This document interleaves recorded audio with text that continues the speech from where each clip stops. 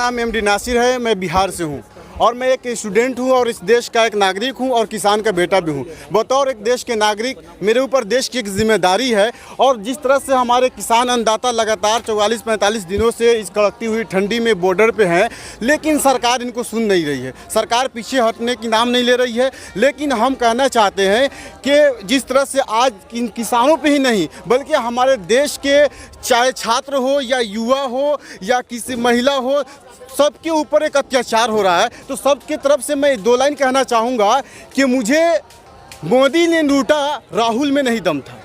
मुझे मोदी ने लूटा, राहुल में कहाँ दम था।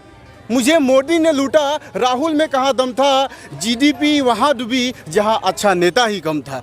तो हमारे देश में जिस तरह के आज ये लोग नेतागिरी कर रहे हैं, तो ये आज देश के नेता नहीं है बल्कि ये धर्म के ठेकेदार बन गए हैं और धर्म के ऊपर खाली नेतागिरी करते हैं। तो इन सारे को मैं कहना चाहूँगा कि आज आपको ये देश की जनता पुकार रही है और मोदी जी बार बार कहते हैं कि मुझे माँ गंगा बुला रही है, यमुना बुला रही है। मोदी जी आपको न तो गंगा बुला रही है न तो यमुना बुला रही है। यदि आपको कोई बुला रहा है तो इस देश का किसान बुला रहा है, यदि कोई बुला रहा है तो इस देश का नौजवान बुला रहा है, यदि कोई बुला रहा है तो इस देश का युवा बुला रहा है। इस देश को, युवा को रोजगार की जरूरत है। इन किसानों को इनके एमएसपी दीजिए, इनके हक को दीजिए। आज देखिए हमारा देश 1947 में आज़ाद हुआ, लेकिन 1947 से पहले अंग्रेजों का जो कानून था 1955 से पहले, वही कानून आज मोदी जी ने लाए हैं। तो मोदी जी आपने कौन सा कमाल कर दिया ये कानून लाकर। इससे चौथा अंग्रेजी था। मैं एक बात कहता हूँ कि B+B मतलब कि B फॉर ब्रिटिश और B फॉर बीजेपी, दोनों एक ही है।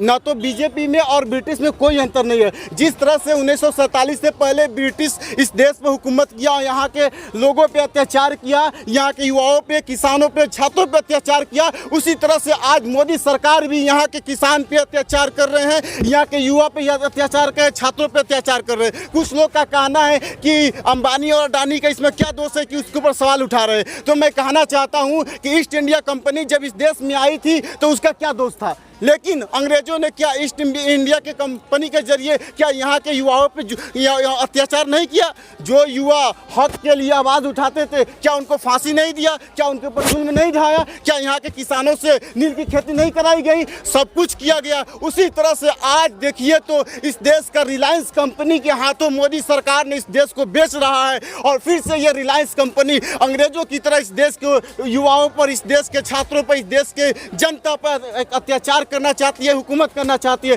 लेकिन मैं कह देना चाहता हूं कि आपने 7 सालों से यहाँ के किसानों पर अत्याचार किया, हम चुप रहे। आप यहाँ के युवाओं पर अत्याचार किया, चुप रहे। यहाँ के महिलाओं पर अत्याचार किया, हम चुप रहे। यहाँ के आदिवासी पर अत्याचार किया, चुप रहे। यहाँ के छात्रों पर अत्याचार किया, हम चुप रहे। यहाँ के अल्पसंख्यक पर अत्याचार किया, चुप रहे। लेकिन अब हम चुप नहीं रहेंगे। आपकी आंखों में आंखें डालकर बात करेंगे।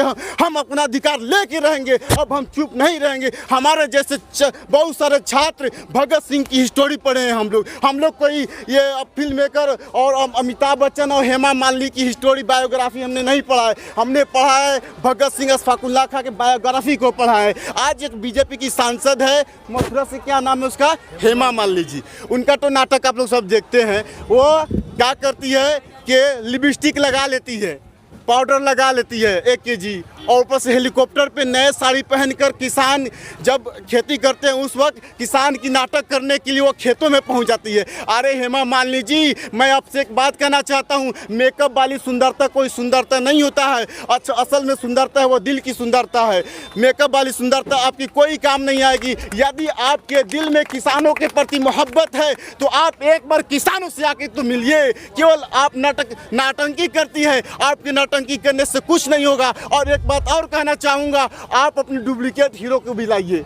मैं जानते हैं डुप्लीकेट हीरो कौन है। उनके जो लड़के हैं, क्या नाम है, सनी देओल, वो बोलते हैं 2.5 किलो का हाथ है। अरे सांबा, यहाँ 1.5 किलो के हाथ वाले जो इस जमीन को फाड़ कर अन्न उगाते हैं, वो 1.5 किलो वाले हाथ यहाँ पे पहुँच चुके हैं। आप अपने अधिकार को लेने के लिए आप कहाँ पे छिपे हुए हैं। केवल आप पर्दा के पीछे और सिनेमा पे अपनी देशभक्ति दिखाते हैं। असल में अगर आपके अंदर सचमुच में देशभक्ति है तो एक बार इन किसान भाइयों के पास तो आकर इनसे मिलिए और इनसे बात तो कीजिए। इन इनके दर्द को तो समझिए। केवल ये झूठ, एक नाटंकी, एक फरीबी हीरो बनने से कुछ नहीं होता। असल में हमारे जो हीरो हैं ये हमारे किसान अन्नदाता हीरो है, हमारे देश की जवान हीरो है। ये जो फिल्म मेकर है अमिताभ बच्चन, हेमा मालिनी और सनी देओल, ये हमारे देश के हीरो नहीं है, ये केवल एक कलाकार है। मैं इनको कलाकार के हैसियत से देखता हूँ, इनको मैं देश के हीरो के हैसियत से नहीं देखता हूँ। अमिताभ बच्चन एक ऐसे वो उनका मैं सम्मान करता हूँ, इज्जत करता हूँ, एक इस दौर के एक महानायक है।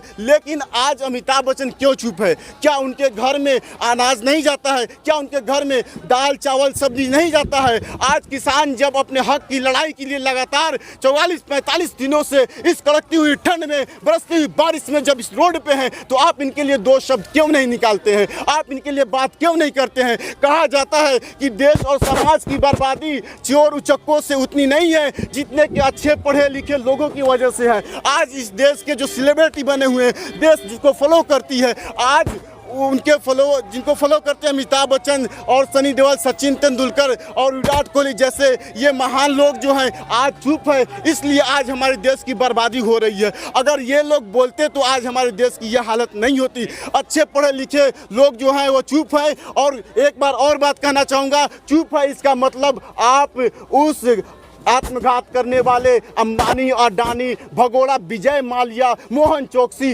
जैसे नरेंद्र मोदी के साथ है और आप इन किसानों के साथ नहीं हैं।